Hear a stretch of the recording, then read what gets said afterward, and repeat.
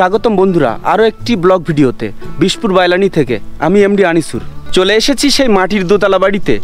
নিজেকে অনেক সৌভাগ্যবান মনে করছি, কারণ 2025 সালে এসে এমন কিছু নিদর্শন দেখতে পাচ্ছি।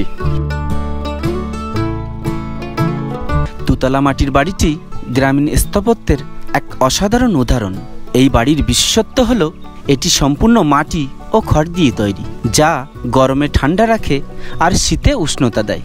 গ্রামের সাধারণ ঘরবাড়ির চেয়ে এটি একটু ব্যতিক্রম। এমন বাড়ি খুব কম দেখা যায়, কারণ মাটি দিয়ে দোতলা বাড়ি বানানো এখন প্রায় বিলুপ্তির পথে। এমন ঐতিহ্যবাহী ঘর আমাদের গ্রামীণ সংস্কৃতির পরিচয় বহন করে।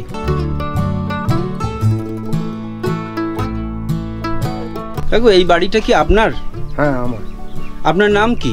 রায়চরণ সরকার। রায়চরণ সর্দার। আচ্ছা, এই বাড়িটা কি আপনি বানিয়েছিলেন? বাবা আমি থেকে দাদা থেকে বানিয়েছিলাম। এই বাড়িটি কত বছর আগে বানানো? এখানে 40 বছর হবে। 40 বছর আগে বানানো। হ্যাঁ। আমরা এবার একটু ঘরের ভিতরটা দেখব। এই যে দেখতে পাচ্ছেন, উপরে থাকার জন্য যে ছাদ করা হয়েছিল সেগুলো কাঠের তক্তা দিয়ে করা ছিল। কাঠের যে সিঁড়িটা ছিল সিঁড়িটাও ছাড়িয়ে নেওয়া হয়েছে, কারণ একের পর এক এবার ভাঙাই হবে বাড়িটি, মানে নতুন করে এখানে পাকা ঘর বাড়ি করা হবে।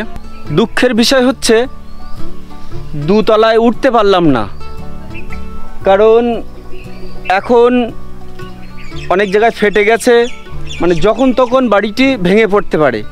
ওই জন্য ওই কাকু বললেন যে উপরে আর ওঠা যাবে না, এটা খুব শীঘ্রই ভেঙে ফেলা হবে।